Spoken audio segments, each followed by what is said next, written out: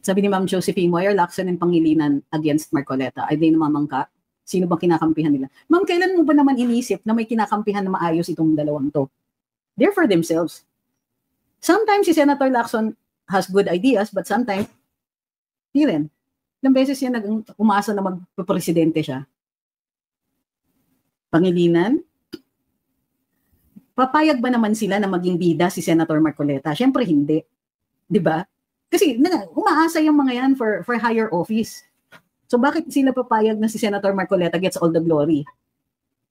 At ang tingin ko dyan, kinakaya-kaya nila si Senator Marcoleta dahil nabago siya. Kamali sila dun.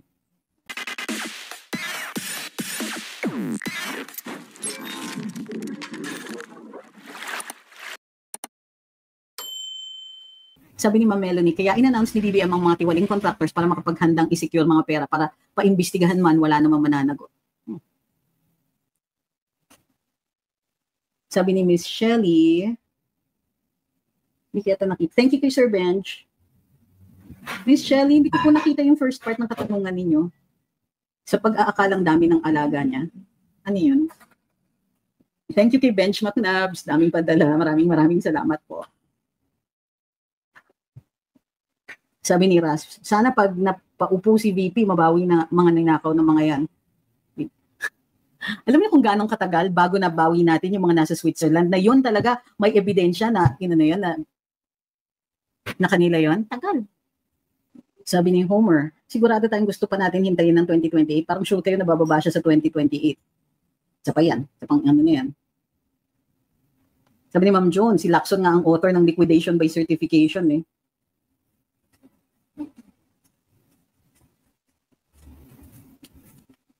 Sabi ni Jay, syempre gusto magpabibo ng dalawa. Yes, ma'am. Yes, sir. Yes, ma'am. And sir.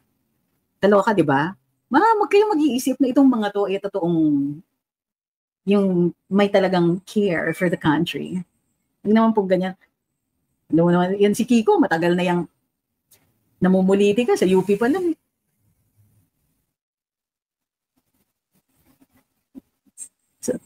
Sabi ni Pabibo, decades pa bago mabawi. Oh, ito yan. Ganun ang ginawa niya sa mga Marcos Wealth.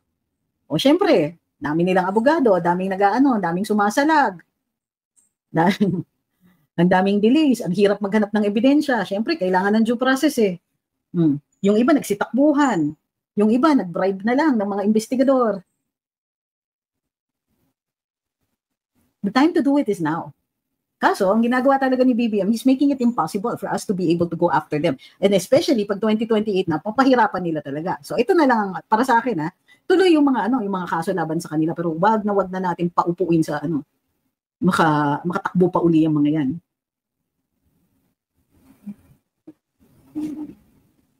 Sabi ni Sir James, takot si Lacson maungkat ang link niya sa cemento smuggling at si Kiko sa scam ng Coco Levy funds. Oh. Sabi ni Charito, Lacson is just jealous of Marcoleta. He was endorsed by... Pangingiring Ito mo, ikaw kumuha ka ng pagkain, di ka man lang nag-alok. Sabi ni Charito, endorsed kasi by PRD si Senator Marcoleta and very popular as compared to him. Obviously, mainit ang ulo ko dahil di ako kumain. Sabi ni Kay, sana talaga nakinig tayo kay Tatay Digong na weak leader si BBM. Ma'am, pwede ba kalimutan na natin yan? There's nothing we can do about something like that. It's in the past. It's in the past. Tama na. Ako, I've beat myself up black and blue about it already. Tapos ang daming lalabas na naman. Alam nyo ba na yung kabila, it's the loyalist, sinasalsal nila yon yung mga tipong. Kasi si Inday, yung mga trolls nila yung nagaganyan. Ito kasing si Inday, di nakinig kay PRD. Hindi DDS yan. Yung mga nagaganyan. So tama na. Tapos na yan. Nagawa na. Nangyari na. O ito na ang ginagawa natin. We must push forward. Hindi ko binabaliwala yung sinabi niyo, Ma'am Kay. Sabi ni James Pat, how could we convince even 1/3 of the HOR to be on our side? Diyos ko. I don't think it will be about convincing. Walang choice. Dapat talaga kinakasuhan yung mga yan.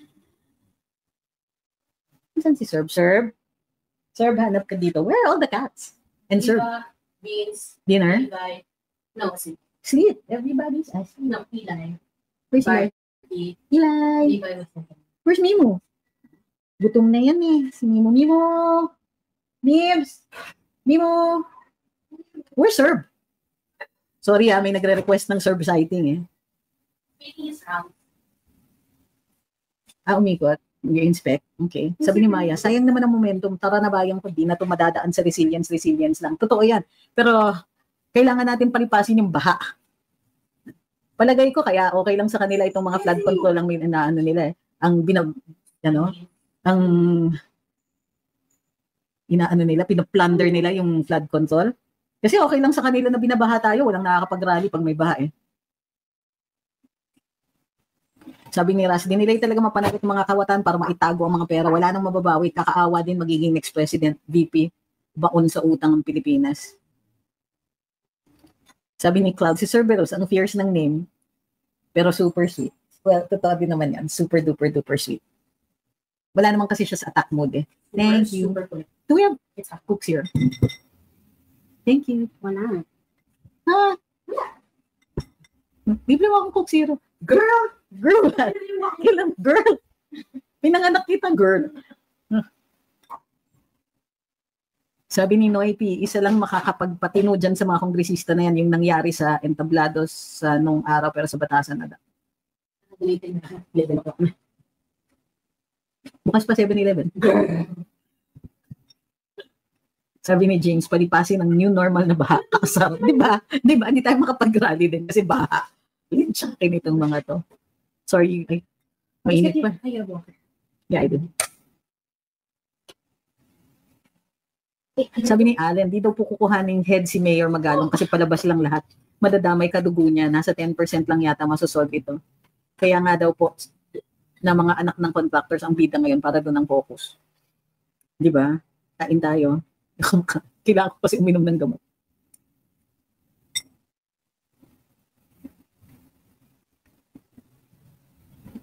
Napanood mo na kung paano sinabon ni Kong Kohuang ko yung HOR?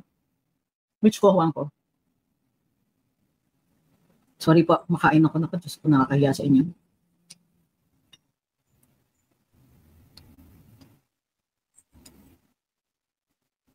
Kung mawala sina Martin at Saldi, di ba grounds for neglecting their duties? Eh, sino magde-determine na neglected ang duties nila? Hindi ba yung house din? Sabi ni Kay, dapat ikaw na ang endorser ng Coke Zero. Meron bang ano? Pati yung mga ano, siguro dapat lahat ng pagkain. Kaya lang, hindi ko kaya yung mga 700,000 pesos na pagkain. At sa totoo lang, nag-umpisa ako, food vlogger ako. Di ba? Yung, ewan ko kung nakita niyo yun, Deliciosa, naka-ano pa rin yan, naka-andun pa rin yan. Vlog spot siya.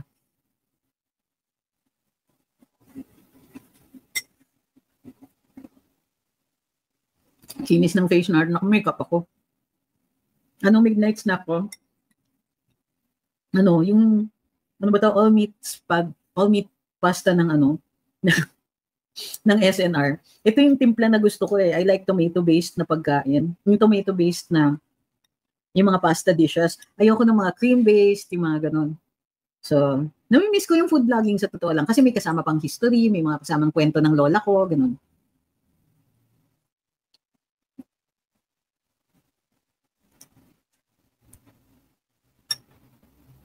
Sumusubo lang po kasi inom ako ng gamot. Pasensya na po, nakakayam, nahiya akong kumain pag nagla-live kasi yun nga, paano ko kayo alokin, di ba? Ang Pilipino, eating alone is medyo, parang, kawawa naman, eating alone ka. Tapos, siyempre, pag may lumalapit sa'yo, dapat parati kang nag-aalok. That's part of our communal nature.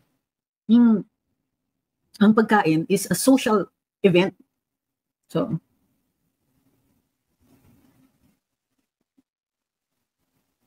sabi ni Keller, nasa Manila ang baha pero Davao lang iniimbestiga ni Abante. Punto. Mismo. Sabi ni Paglife, pansin niyo tuwing nagpapapogi si BBM bumabaha. Sinabi niyo, kakaloka, di ba? Last subo na po para hindi na nakakaya.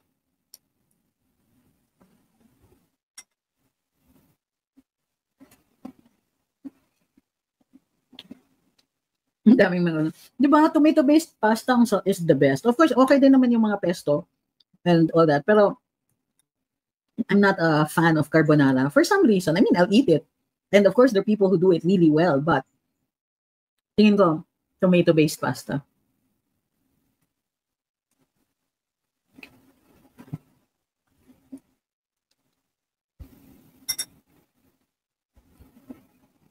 Sabi ni Force, kawawa talaga QC last Saturday, grabe. Sinabi niyo, hindi ako makalabas ng bahay. Dito sa Cubao, hindi naman kami binabaha dito. Because Cubao is on a hill. So,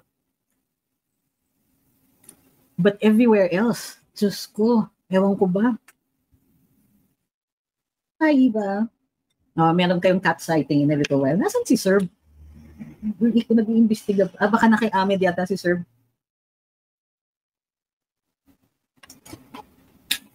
Sabi ni Ma'am Josephine, di po ba kaya ng AMLA ang mga tinago nila? Ma'am, ang AMLA is money laundering. Yung ano nila is na, ano ibig sabihin ng money laundering? Yung pera nanggaling sa illegal na activity. So therefore, technically that money is dirty. So, alam niyo kung bakit money laundering? A long time ago, not that long. Naalala niyo yung mafia. Okay, so active ang mafia, I think sa Chicago. So, ang pera nila, kinikita nila from organized crime. So, may prostitution, illegal alcohol, drugs, and all that. Pero, hindi nila ma-explain bakit ang dami-dami ninyong pera without having to admit na nanggaling sila sa masamang activity. So, bumili sila ng mga laundromat. Kahit walang walang gumagamit ng laundromat o kukunti lang talaga yung mga customers nila, nire-record nila as kita ng laundromat. Kaya money laundering. Malinis na paglabas. So, ang AMLA, ang purpose nila is to prevent or mahabol nila yung pera that nabunga ng illegal na activity, such as but not limited to yung sa mga katiwalian sa gobyerno, mga panloloko, mga scam, ganyan. In order na ma-freeze yung mga accounts, kailangan mag-file sa Court of Appeals, ganun kahirap yon, ng freeze order. And in order to do that, kailangan mapatunayan nyo yung original na crime. So, hindi pa patunay as in court, no? Pero enough for the Court of Appeals or the AMLA to be convinced na ito na nga, mayroon talagang predicate crime na tinatawag. So, it's not money laundering na maghahanap niyan. Kaya nga dati may PCGG, may tasking talaga to recover the ill-gotten wealth. Ang sweet daw ng kulay ng ng salamin ko. Alam nyo, grabe ang bait ninyo kasi kanina nagrarant na ako, ang sungit ko, nagalit na ako because of the Nepo babies and flood control, and grabe ang laki ng kayamanan talaga ng mga opisyales na napaka-shady. Tapos tayo, we struggle. Pero ang bait-bait nyo pa rin, mapapansin niyo. And this is a compliment, ha? Yung, ang sweet ng glasses nyo, parang okay lang. Sabi ni Homer, parang itong admin po ang dinidescribe nyo sa mga kwento. Precisely. So, kung magtataka kayo, huwag kayong magtataka kung yung mga Nepo babies, suddenly, parang napaka-successful nila. Oh, I'm putting up a store with all my designer chuchu. Tapos, palalabasin na successful business person. May bumibili ba? Meron ba nakaka-afford yan? Kung kukunti lang ang bumibili and you're not turning a profit, money laundering yan. I-declare mo yung ninakaw ninyo as profit. At doon kayo magbabayad ng taxes. O, di ba?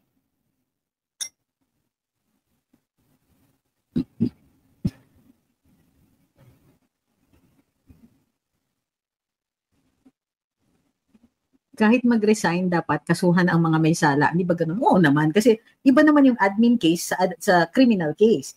Kapag criminal case kasi, ang parusa ay kulong. Pag admin case, ang parusa ay tanggal ka sa trabaho. So, moot and academic na po pagka-administrative case ang final sa'yo kung ikaw ay nag-resign. Pero, ang criminal case, walang amount of resigning ang magpapadisappear sa isang criminal na kaso. Sabi ni Future Flash, excited na akong makulong si Elizalde ko.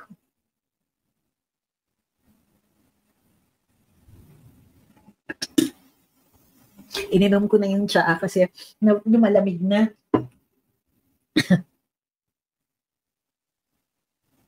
Sabi ni Ma'am Victoria, bagong puno, taga-Tahol ni Tamba. Kaya sa Davao iimbestigahan at makiisa kay Atlas. Ay, nako. Ayan na naman sila. Hindi naman sila masyadong halata, Ako nag-i-expect ako, pagka natatalo na naman sila sa communications, papatawag na naman kami. Ay. Last na talagang subo. Sorry, natamisan ako dun sa tsa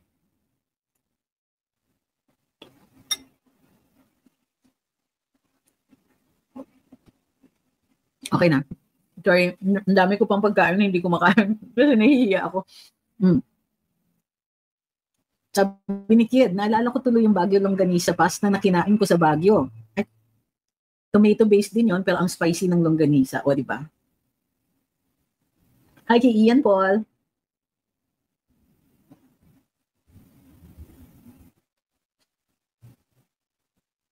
Sabi ni Ma'am Zara, natawa ko sa kanila, puro sila paninira sa mga Duterte, kaso every other day, naha-highlight ang kapalpakan nila dahil sa ulan. Pro Duterte ata daw si Mother Nature. Eh, yes ma'am, tingin ko din.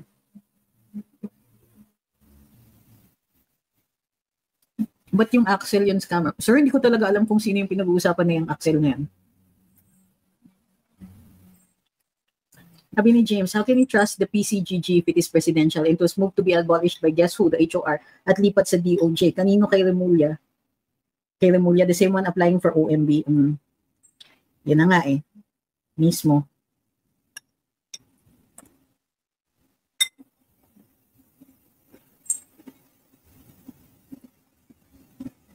Sabi ni Fernan, ang ganda ng timon ni BBM sa flood control. Si Lacson at ang Kongreso flood control sa Davao ang iniimbestigahan.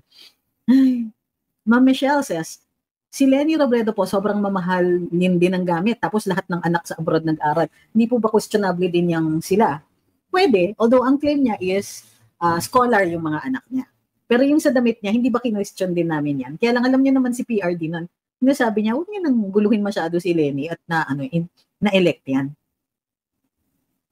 Ayun, sabi ni Cam, yung ibang nepo baby pumasok pa sa showbiz. Hindi naman kagandahan, sir. Pumasok. Successful ba? Hindi ko kasi siya talaga kilala. Sabi ni Purely Dance, nakakainis at nakakasuka. Si PRD lang ang nakulong na maraming naambag sa Pinas, pero itong mga corrupt na politicians, parang ang hirap nila ma-imprison. Okay pa rin ba tayo dyan? Ako, hindi. Ayun, sabi ni Jennifer, buying the lottery winners is also a form of money laundering. Yep. Sabi ni JP, hindi ko talaga mag-get si Pastor Abante, talo sa eleksyon pero nakaupo dahil sa Comelec, tumitira at nag-iingay against the Dutertes and Davaos for what exactly? Sabi ni Leo, sa Balagta, sa Florante at Laura, sabi niya, pag-ibig, anak ko aking nakilala. Di dapat palakihin ang bata sa saya. Sa kasiyahan kapag namihasa, paglaki, walang hihinting ginawa. Ganda. Sabi ni Allen, duda daw po siya nung binigyan ni Mayor Magalong ng evidence si BBM sa flood control. Pero na-confirm na daw po niya na totoo nga may something kasi madami siyang nakausap kanina. Ay, ewan ko ba ang nangyayari? Ginugulo lang nila. Feeling ko, o sige, lahat tayo nakatingin sa flood control. Mamaya niyan, biglang magdeklara ng martial law. Ewan ko ba?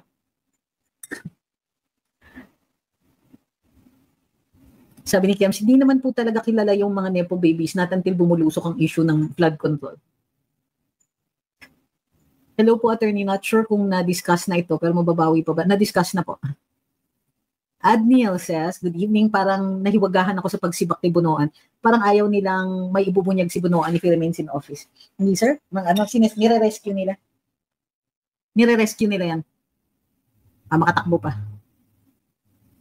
Chris Reyes, Leotok says, BBM gave a heads up sa mga contractors na involved. By the time na mag-imbestiga na wala nang i-freeze na account, baka na-transfer na lahat.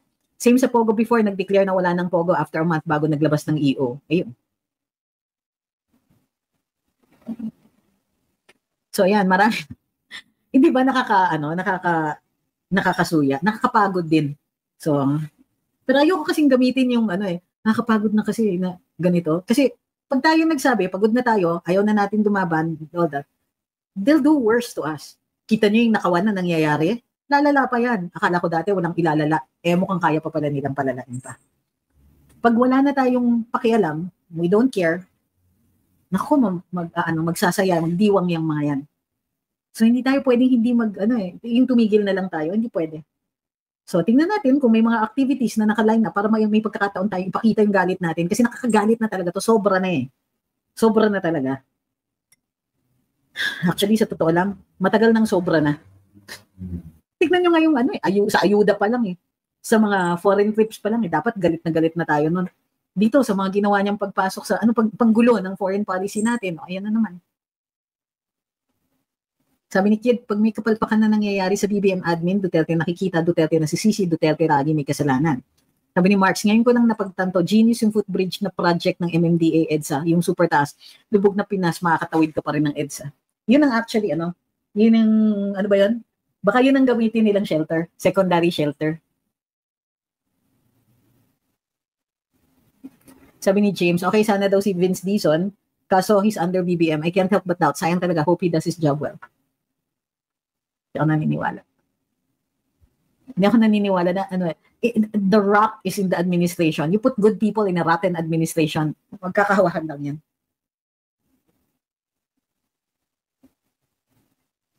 Hi kay Ate M. Salamat po. Sabi ni Gerald, nahalata ang plano ni Soto i-amend ang age requirement para presidente tapos biglang ingay pamangkin niya sa flood scam.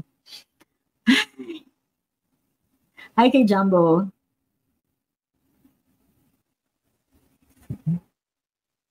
Gandang gabi kay Pabs De Jesus. So, recap natin. Out of the blue, nag-declare si BBM na willing siyang to subject himself to a lifestyle check. Sagot natin, hiningi ba namin yan? Hiningi namin drug test eh. Bibigay niyo sa amin lifestyle check.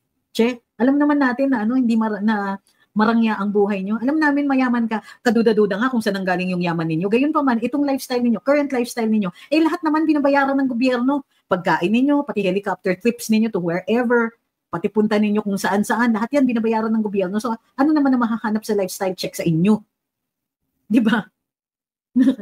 Samantalang yung drug test, yung hair follicle test, dinededma mo kami, di nga namin hinihingi yung mga lifestyle check na yan. Kasi alam ko, hanas lang yan, PR lang ng presidente yan para may masabi siya na, look, I'm open about my SALN, may ganito, ganyan. Oh, please, I don't care. Unang-una, sino bang naniniwala sa SALN ni Presidente Marcos? Kaduda-duda nga sa ang pinanggalingan ng pera ng pamilya niya eh. And to some extent, pati yung sa asawa niya. That's a topic for a future time. The point being, parang pinamumukha pa niya na, due to popular demand. Oh, please. Ang popular demand, sabihin niyo sa amin di ka addict. Magpa-drug test ka. Kasi kaya ang daming nagdududa dito sa presidente. Unang-una, wala siyang pinakita na vision. Wala siyang pinakitang sipag sa pagtatrabaho niya bilang presidente. Wala siyang pinapakita na he cares about the Filipino people para maiangat niya ang buhay natin. Wala. Tapos biglang sasabihin niya, I'm submitting myself to a lifestyle check. Sana pinera mo na lang. Ano ba? Nakaka-insulto na kasi yung ginagawa nila. PR ito, as always. Another comms idea, another comms thing. Yun lang ang nagpapabangon sa presidente, another PR gimmick. Ngayon, yayaman ako pag nagpa-lifestyle check ka. Pero alam ko na pag ikaw nag-positive sa drug test, matatanggal ka at aangat ang buhay ko. Kaya pwede ba?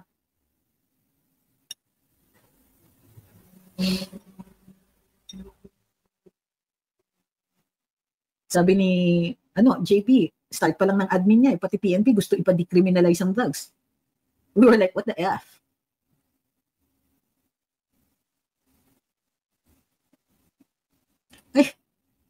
Ay, matagal ko nang in-explain ito. Bakit mag-create ng independent committee?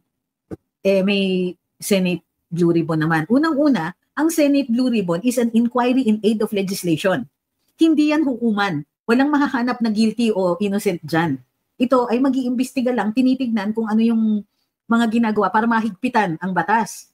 So that's a different thing altogether, and I am really against, sa totoo lang. Kung hindi yan si Marcoleta, matagal na akong umangal. Meron tayong existing na investigation, police investigation sa isang krimen na nangyari, tapos sasabayan ng inquiry in aid of legislation. Hindi ba ganun ang ginagawa ng Kongreso dati?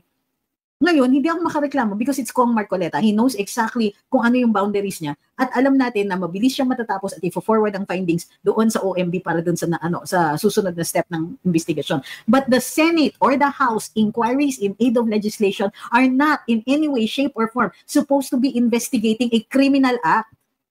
Ang purpose niyan is in aid of legislation. Okay?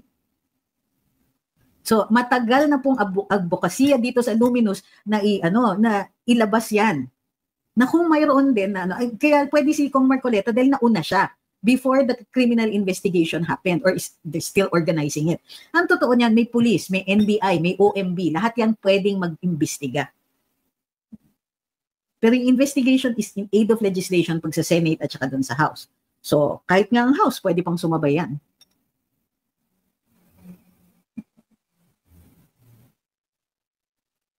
Sabi ni Jay, sabi nga ng isang matandang debadista, what is a debadista? sa Luneta. Kapag nakabalik yun sa palasyo, gaganti yan sa mga Pilipino. Kasi may galit niya siya sa atin at kahit sa tatay niya mukhang tama siya. Hindi ako naniniwala na yung galit siya sa mga tao at gumaganti siya. No. Alam niyo kung bakit? Tamad siya. He does not have enough motivation. Yung ganito kalala yung inis natin because he has orchestrated this grand plan to punish us. No, I don't believe that. BBM cannot, the most that he can accomplish is if he plans in the morning, magpa-party ako mamayang gabi, yun matutupad niya. Pero everything else, tignan mo, yung nickel mining, yun yung grand plan niya, magkakaroon ng trabaho dito sa Pilipinas. Yung hindi na murang-mura yung pagbenta natin ng nickel or ano nangyari? Wala. Murang bigas, ano nangyari? Wala. BBM cannot execute any plan. So yung mga sinasabi ninyo, hindi, gagantiyan. And all of this he's doing na pinapahirapan niya tayo, higanti niya. No, because one, it requires brains, and two, it requires him to be highly motivated. BBM and highly motivated are opposites. Okay? This guy is lazy, rich, and entitled. Yung mga sinasabi ninyo, hindi gumaganti yan. That implies that he has brains, motivation, and the capability to do something like that. Oh, please, no. He does not. Siya yung good guy na banjing lang. Yung okay na waiting for the next hit. Waiting for what's the barkada going to do? Oh, hey, let's watch F1. There's ganito, this. Oh, guys, have tickets to NBA. Ganyan siya. Di ba kahit tatay niya sinabi yan, he likes the good life too much. Ang hilig masyado mag-party. Problema talaga ng pamilya yan. Tapos siya ang ginawa na heir.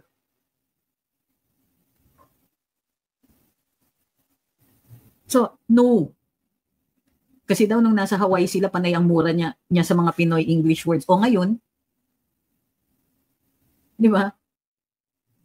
That he will actually get up and say, okay, guys, let's do this. I want to get my revenge on the Filipino people. Nah. Sa Hawaii, between Hawaii and 2-3 years later, nung nasa New York siya, party na siya ng party sa New York, di na siya masyadong nagmumura. At least against the Filipino people. Yung mga, these people who are running the country, oh my God, ganyan-ganyan lang siya. Diba? Hindi ako naniniwala sa ganyan. It's worse. It's worse because he's lazy, he's entitled. He's a nice guy when he's sober. Siguro. It's ridiculous. Sabi ni Noy Pimamba, yung mga uniko iho nina FEM at Ninoy, mga tamad pero naging presidente. Sabi ni Julian's World, si BBM is getting angry na dapat ipakita natin sa kanya kung paano ang totoong angry natin. There. Sabi ni Che, lazy, rich, and entitled. That's BBM in a nutshell. Sabi ni Ma'am Melanie, nakakagalit naman nga talaga. Hindi naman natin kailangan ng bawat isa sa amin ng Rolls Royce. Kailangan lang namin makuha basic services, health, education, agriculture, infrastructure. Correct. All we need is for conditions to be so that we can continue, we can make money. Kumbaga, pamasukan kami, meron trabaho, pwede kaming magnegosyo. Yun lang, kailangan na nobody is asking for a handout. Pero this government owes us healthcare, or at least reasonable na healthcare, reasonable na housing, reasonable yung transportation. Di naman tayo humihingi na naka-first class tayo lahat. Di naman natin hiningi. In fact, ang baba na nga ng expectations natin. All we wanted was ituloy niya yung inumpisahan ni PRD. And what did they do in 2022, December 2022? Ang unang ginawa ng Undersecretary for Rails was to stop the trains. Tigil ang Mindanao Rail, tigil yung yung subway, tigil ang PNR kasi daw ginagawa ang North Rail. Right. It wasn't necessary at the time. And so now they delayed the project by 5 years?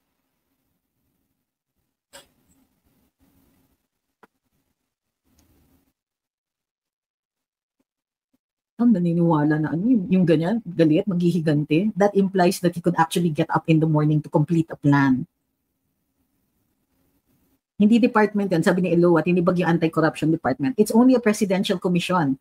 And sa totoo lang, according to the law, sa mga ganyan, sa mga EO, hindi nila kailangan tibagin. Pwede na nilang sabihin na it expired during the Duterte administration, pero hindi siya nagtayo ng panibago. Yun.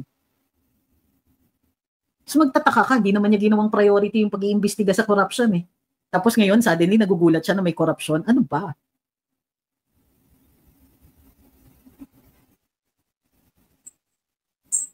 Sabi ni Your Mood, Your Music, mahirap din daw kumuha ng housing sa pag-ibig, di afford ng minimum wage earner. May bidding pa at kung may nag-squat sa property, ikaw pa magpapaalis.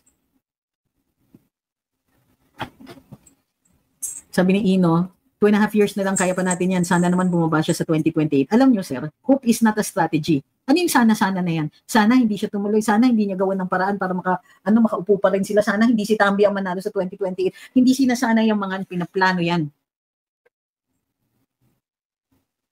Diba? You do not leave these things to chance. Hindi nakakayanin ng bansa.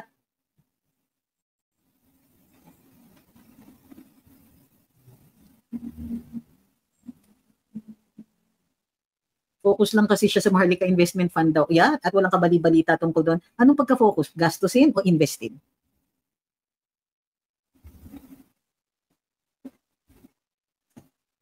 You think it's all planned? Kasi 2022 pa lang, di na maayos eh. So what was he doing in 2022? He was going all over the world. He was enjoying the perks of being president. Happy-happy siya, nag-ribbon cutting. Nandun lahat sa planning stage hanggang hindi na umalis sa planning stage. Ang administrasyon na ito, taon-taon in almost every SONA that he has been speaking at, puro plano ang nilalabas niya, wala siyang mailabas na na accomplishment. So ulit, tatanungin ko sa inyo, bakit nasasabi ninyo na intention niya talaga maghiganti sa mga tao? Diyos ko, ang intention niya makanood ng F1 parati.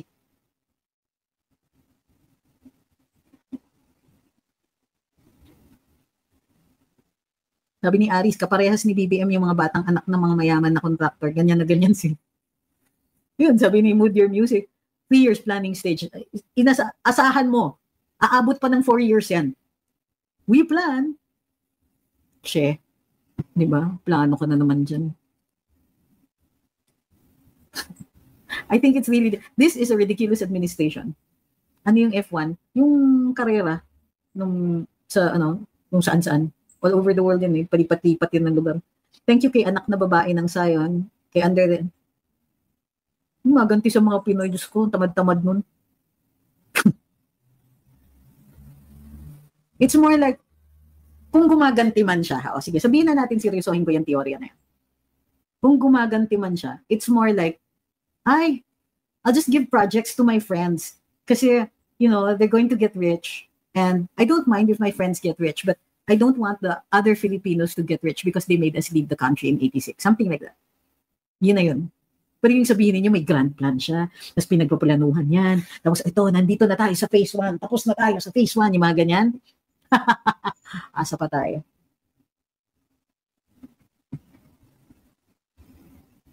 Sabi ni Kid, I remember when BBM said, I am angry pero natatawa pa, di ko alam kung nang-aasar siya o keme lang yung galit niya. And it's time for us to focus on this one. Sinabi niya, hindi ako naniniwala sa impeachment. Hindi ko parang takot pa rin siya kay Inday sa strength ni Inday.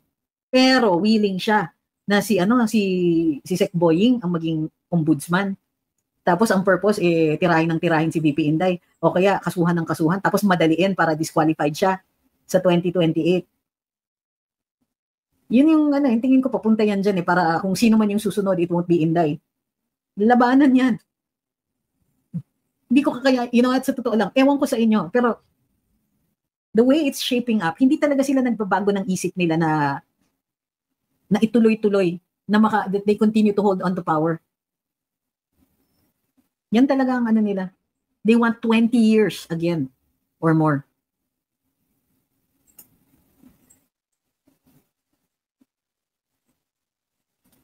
Sabi ni Mrs. Lead, I can't feel BBM can't wait sa 2028 elections. Parang na-stress na siya sa lahat, pero parang ayaw niya din maging madali ang 2028 kasi he will be accountable sa lahat ng ginawa niya. Totoo yan, dyan yata siya natatakot na after he leaves, when he's no longer president, uulanin siya ng kaso. Tignan niyo nangyari kay former President Noynoy. The moment he left office, kabado na siya. Grabe, alam niyo, one of the happiest days of my life was nung dumating si PRD sa Malacanang, kinamayan niya si Noynoy, si President Noynoy. President Noynoy gets in the car, drives away. Gusto kong umiyak noon na pinapanood ko sa yung pagpasok ni PRD sa Malacanang, no frills, no nothing, nag-iisa siya, then later on was joined by Inday and the kids. Pero alam niyo yun, for me that was such a touching moment. Pumasok si PRD sa Malacanang and I have felt touched for 6 years na may presidente tayong ganon. My gosh, it wasn't perfect but it was the closest we ever got to perfection. The closest we ever got na sumusulong ang Pilipinas, yung nararamdaman mo. Pwede mo nang sabihin mo na, on our way to first world status, it's a slow, creaky, leaky train. And it breaks down a lot, but we are on our way. Tapos si BBM naging presidente.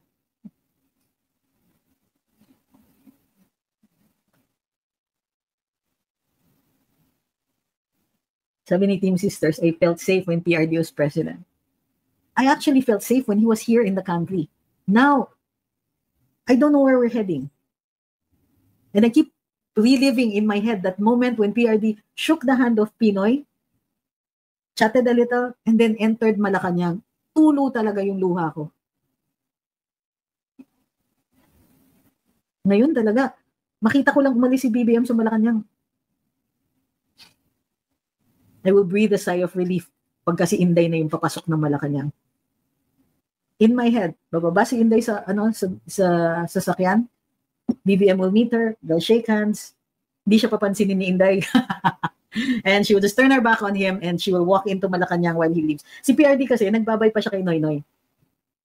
Pero I hope and pray na when Inday enters Malacanang and she shakes BBM's hand, it's just a handshake. And she will just nod at him and enter Malacanang.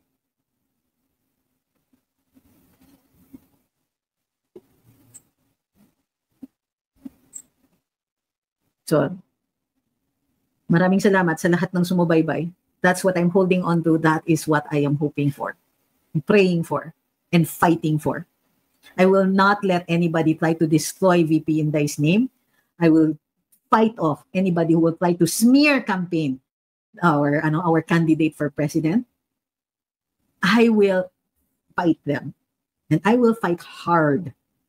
I will not let them take back Malacanang. No, I will make them give up Malacanang on the last day of BBM's presidency. Aba, kung pagpalain tayo ng Diyos, baka earlier, pero nakafocus ako doon. I will fight. Because there is, kumbaga, hindi option yung matalo tayo dito. Hindi eh. Sabi ni Randy, hindi handshake, lagyan siya ng posas. Lagyan niya ng posas si BBM. But that is what I live for. That's what I fight for right now. Right now, the enemy is all that corruption that is embodied by this administration.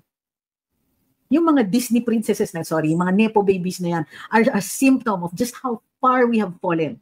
Na they think na yung nakaw na yaman nila, pwede nilang ibalanza sa social media and act like these influencers with their overpriced bags and no concept of what government is about. And then you look at VP Inday who dresses so plainly in working clothes every day. Hindi tumitigil. Tinitiis niya yung hiwalay siya sa mga anak niya nung umpisa and all that. How little time she gets to spend with her family. She is just out there every day. It's really, So we have to do this. Bawal mapagod, pero pwedeng magpahinga. But get back into because that's what they're going to do. Uulanin sila ng negative publicity. Uulanin sila, lalo na ngayon na tama si Inday. Lalo na ngayon that VP Inday guessed it right. Well, not guessed it, knew. And ipinahayag niya about the conspiracy of Speaker Martin and Congressman Saldi. Binunyag niya yan. And they will be even angrier at her because nilabas niya yan and now it is aabot sa kanila.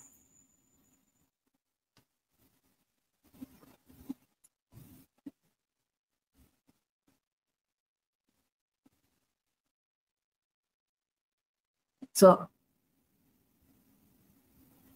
sabi ni Jay, tama, sa huli, tama si VP. Kumbaga, let's remember everything that they did. They put PRD on a plane to The Hague.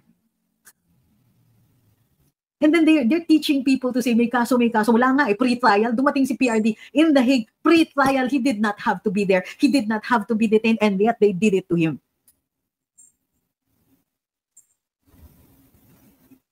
Pinabayaan nila yung bansa. Pinabayaan nila yung healthcare. Pinabayaan nila yung infra. Pinabayaan nila yung mga trend. Pinabayaan nila pati yung mga serbisyo sa rescue and relief na uubusan na sila ng pera. Hindi gaya ng dati na pag sinabing may rescue and relief, sasabihin ni PRD may pera naman.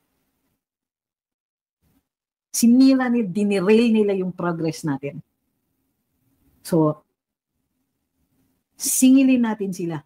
So, every day that they try to destroy PRD and Inday and all that, it's really a message about 2028. Wag ipatuloy, No. No more. We won't let them win the comms war. We won't. Ganun lang kasimple yun. We will not.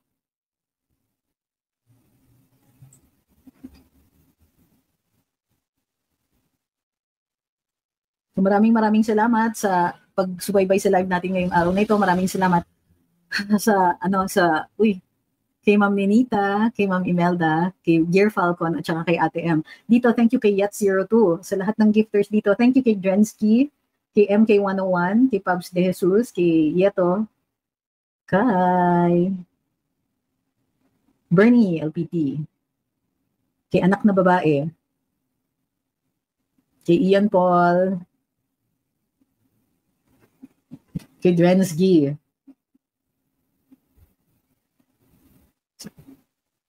Thank you very much. Ingat-ingat, take care of yourselves. Mahaba pa yung laban, mahaba pa yung yung daan papuntang 2028. Maraming salamat po sa inyong lahat. And thank you for your patriotism. Thank you for caring for our country. Thank you for loving our country. Thank you for recognizing the ills and doing something about it. Because even just talking about it, ang diskurso po ay laban din. So maraming salamat. We'll see you soon.